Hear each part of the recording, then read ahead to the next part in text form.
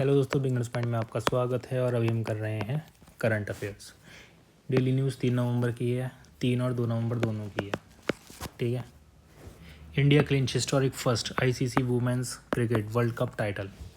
India's women's cricket team have scripted history on 2nd November 2025, claiming their first ever Women's World Cup title with a 52-run victory over South Africa in the final at Navi Mumbai. The triumph marks a golden moment for Indian women's cricket, a sport long overshadowed by struggles for recognition, resources, and opportunities. Host India posted 298.7 and then bowled bowled out South Africa for 246 with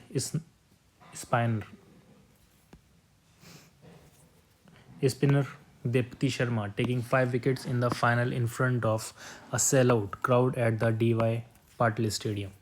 India's total is the second highest in a World Cup final after Australia's 356-5 against England in 2022. England holds the record chase in tournament final history. It scored 167-6 against New Zealand in 2009. India had come close twice before, reaching the final in 2005 and 2017, losing to Australia and England respectively. This was also the first Women's World Cup final that did not involve either Australia or England, the former being the record winners with 7 victories to their name. The Indian women played their first match 1976, and from then till 2025 it has been nearly 50 years and they had not won the World Cup title. The team was led by Harmanpreet Kaur. The player of the match was received by Shefali Verma, who smashed 87 runs off 78 balls and also took 2 wickets. Player of the tournament Deepti Sharma, top run getter Laura Walwardets 571 runs, top wicket taker Deepti Sharma 22 wickets. This is the 13th edition of ICC Women's Cricket World Cup 2025. The ICC announced a historic push towards gender pay equity in the sport of cricket through the record breaking prize money that stands out as one of the highlights of the 2025 Women's World Cup.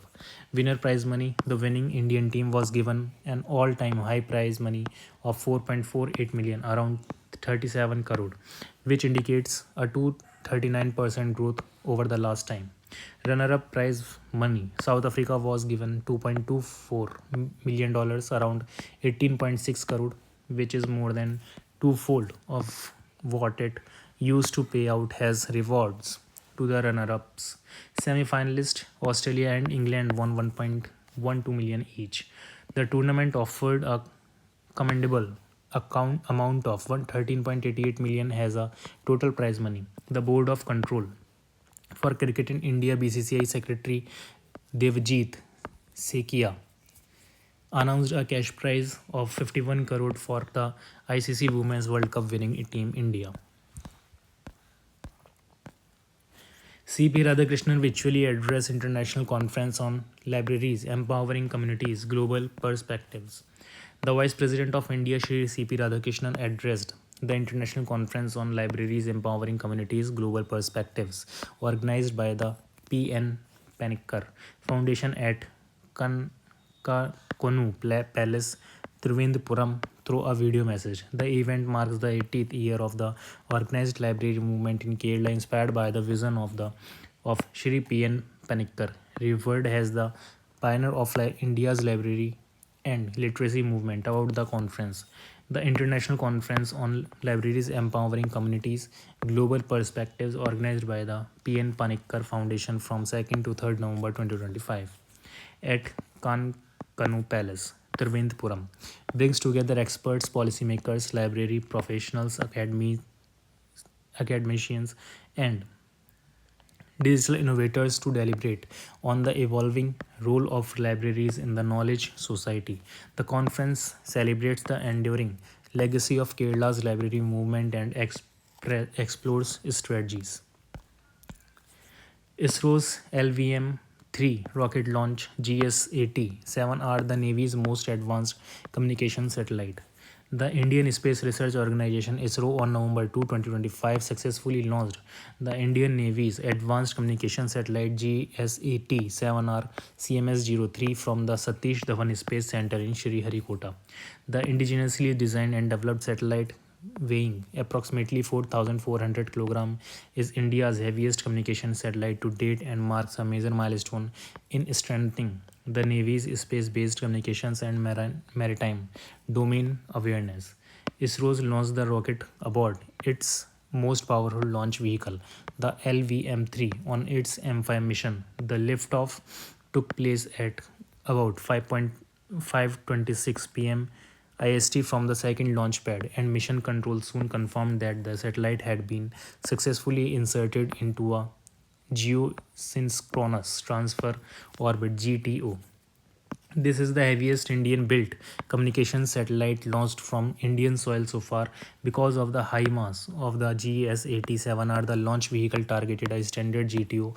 Once there, the satellite will raise and circularize its orbit using in its onboard propulsion systems. The launch also demonstrated the capacity of the LVM-3 rocket to routinely handle 4-ton plus satellites to GTO from India, reducing dependence on foreign launchers for heavy communications satellites, as well as feeding directly into ISRO's preparations for Gaganyaan, its maiden human space flight program, which plans to use an evolved LVM-3 variant.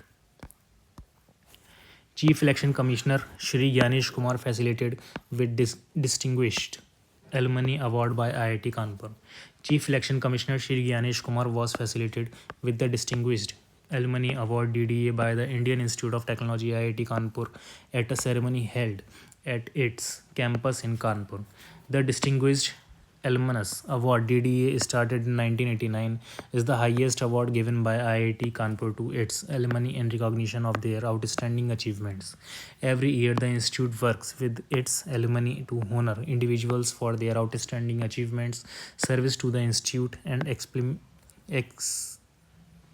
contributions to society and nation building. The list of previous recipients contains illustrations names spanning fields of academic excellence, entrepreneurial excellence, professional excellence, and service to the nation.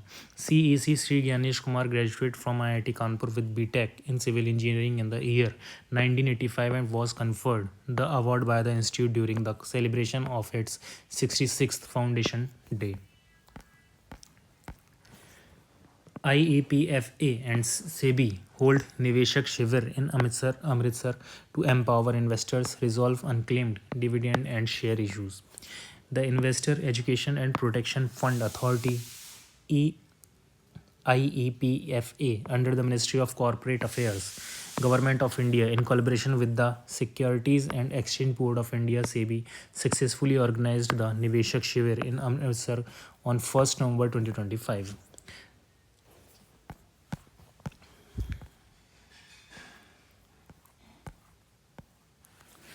The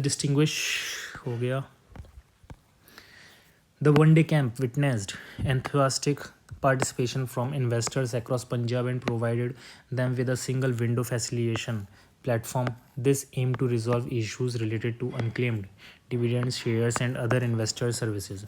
Following successful editions in Pune and Hyderabad, Amritsar became the next city to host this initiative, reaffirming IEPFA's vision of building an investor-centric financial ecosystem across the nation. The Niveshak Shivir enabled direct facilitation of unpaid dividends and claims pending for over 6 to 7 years, provided on the spot KYC and nomination updates, and addressed IEPFA claim issues. Dedicated kiosks were set up by stakeholders, companies, and RTAs, allowing investors to interact directly with officials and eliminate the need for intermediaries.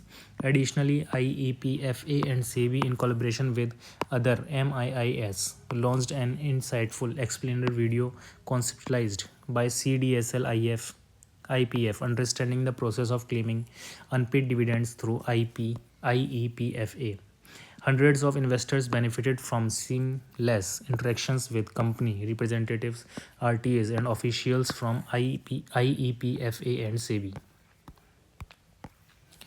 Indian Navy to conduct tri-service exercise with Indian Army and Indian Air Force. Tri-services exercise TSE 2025 threshold being conducted by the Indian Navy has the lead service jointly with the Indian Army and Indian Air Force will commence in early November 2025. Headquarters Western Naval Command in close coordination with the three services will be conducting the exercise which will feature large scale operations across the creek and desert sectors of Rajasthan and Gujarat alongside comprehensive maritime operations including amphibious operations in the North Arabian Sea. Covering the Gujarat coast and the North Arabian Sea, Army Southern Command, Western Naval Command, and the South Western Air Command are the principal formations participating in the exercise. Indian Coast Guard, Border Security Force, and other central agencies are also participating in large numbers, further reinforcing interagency coordination and integrated operations. The exercise aims to achieve validation and synchronization of operational producers across the three services, enabling joint effect-based operations in multi-domain environment. The exercise will also validate joint intelligence, surveillance, and reconnaissance (ISR), electronic warfare (EW), and cyber warfare plans. The exercise will include Indian Navy carrier operations conducted jointly with shore-based assets of Indian Air Force. TSE 2025 threshold underscores the collective resolve of the Indian Armed Forces to operate in a fully integrated manner, thereby enhancing joint operational readiness and national security preparedness. National Beekeeping and Honey Mission. National Beekeeping and Honey Mission NBHM is a central sector's scheme for promoting scientific beekeeping for holistic growth of beekeeping sector. The goal is to bring about a sweet revolution. The mission has a total budget outlay of rupees 500 crores and is being implemented for the period fiscal year 2020-21 to fiscal year 2025-26. National Bee Board (NBB) is implementing the NBHM. NBHM is implemented through three mini missions that focus on productivity improvement, post harvest management, and research and technology generation. In 2024, India produced approx 1.4 lakh metric tons MT of natural honey. India exported around 1.7 lakh metric ton MT of natural honey worth USD 177.55 million in fiscal year 2023-24. It is now the second largest exporter of honey globally, up from the ninth rank in 2020. The Madhu Kranti portal has been launched for the online registration and traceability of source of honey and other bee products. Shri Vishwajit Sai takes charge as Controller General of Defense Accounts. Bringing over 3 decades of experience in defense, finance, and public administration, Shri Vishwajit Sai, a 1990 batch officer of the Indian Defense Accounts Service (IDAS), assumed charge as the Controller General of Defense Accounts (CGDA) on November 1, 2025. An alumnus of St. Stephen's College, University of Delhi, Shri Vishwajit Sai has served in several key positions in Government of India, including Additional Secretary and Financial Advisor, Department of Science and Technology, Joint Secretary, Department of Heavy Industry, and Finance Manager, Acquisition Wing, Ministry of Defense. Within the Defense Accounts Department, he has held pivotal assignments such as Principal Controller of Defense Accounts, Pensions, Prayagraj, Joint CGDA, and Special CGDA. Shri Vishwajit Sai has also represented India at international training forums including Cambridge University, UK, and the George C. Marshall European Centre for Security Studies, Germany. Vice Admiral B. Shivakumar assumes charge as the Chief of Martial Navy India. Vice Admiral B. Shivakumar, 8 VSM, assumed the position of the 40th Chief of Martial on 1 November 2025. He is a distinguished alumnus of the 17th course at the National Defense Academy and was commissioned as an electrical officer in the Indian Navy on July 1, 1987. During his distinguished and illustrious service of over 38 years, the flag officer has held various key appointments in the Naval Headquarters, HQATVP, Naval Dockyards and Command Headquarters. He has served on board frontline warships, Indian Navy ships Ranjit, Kripan, and Akshay has commanded the premier electrical training base. INS Valsura has stated in the release. Vice Admiral B. Shivakumar, ABSM, VSM, takes over as Chief of Marshal from Vice Admiral Kiran Deshmukh, AVSM, VSM, who hands over the baton on completion of over 39 years of glorious service. SBI unveils SBI Star to recognize employee excellence beyond professional sphere. State Bank of India SBI, the country's biggest lender, has launched an annual Employee Excellence Award SBI Star, Staff Talent Acknowledgement and Recognition, a structured framework to recognize employees' excellence outside professional spheres.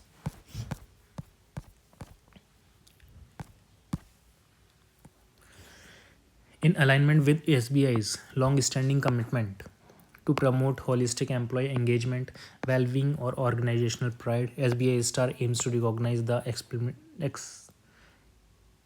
exemplary talent of its employees in area of arts, literature, games and sports, culture, social work, environmental initiatives, SBI said in a statement. The SBI Star framework ensures a fair, transparent, and structured selection process, it said, adding that employees can self nominate, following which each circle or vertical will evaluate and shortlist candidates based on defined parameters. The final selection of awardees will be undertaken by the Corporate Center in Mumbai, it said. SBI joins India International Bullion Exchange as a special category client. State Bank of India SBI announced executing its inaugural gold trade has a special category client SCC on the India International Bullion Exchange IFSC Limited. This event heralds a transformative era for bullion imports in India, enhancing efficiency, transparency, and accessibility for the industry, particularly the MSME jewelers, SBI said in a statement. SBI was also the first bank to become a trading cum clearing TCM member at India International Bullion Exchange in 2024, it said. The move aligns with SBI commitment to innovation and financial inclusion, leveraging the advanced infrastructure of IIBX to streamline imports and reduce reliance on conventional methods. It added, as a special category client, SBI is positioned to facilitate seamless bullion transactions, supporting jewelers, bullion dealers, and other stakeholders in importing gold through IIBX and meeting the escalating demand for precious metals across the country, it said. A Small Finance Bank Deputy CEO Rajiv Yadav resigns. A Small Finance Bank on Friday announced that its Deputy CEO Rajiv Yadav has resigned to pursue other opportunities. Yadav will be relieved from the services of the bank with effect from the close of business hours on October 31, 2025. AU Small Finance Bank reported a 2% dip in net profit at 561 crore for the second quarter ended September 30, 2025. The bank had a net profit of 571 crore in the July-September quarter fiscal year 2025, the lender said in a regularity filling. 2000 notes worth 5,817 crore is still in circulation, RBI. The high value 2000 notes worth 5,817 crore are still in circulation according to the Reserve Bank data released. The Reserve Bank of India RBI had announced the withdrawal 2000 rupees denomination banknotes from circulation on May 19, 2023. 2000 rupees banknotes continue to be legal tender. In a statement, the central bank said the total value of 2000 banknotes in circulation, which was 3.56 lakh crore at the close of business on May 19, 2023, when the withdrawal of the currency was announced, has declined to 5,817 crore at the close of business on October 31, 2025. President Murmu addressed 8th session of the ISA Assembly. The Honorable President of India H.E. Srimati Draupadi Murmu delivered a keynote address at the 8th session of the International Solar Alliance ISA Assembly at the iconic Bharat Mandapam in New Delhi. This marked the first ever address by the President of India to the ISA Assembly, underscoring India's commitment to ISA's leadership in advancing global solar energy corporation and its founding vision of one world, one sun, one grid, advanced by the Honorable Prime Minister of India Shri Narendra Modi. और इसी के साथ current affairs हो जाता है।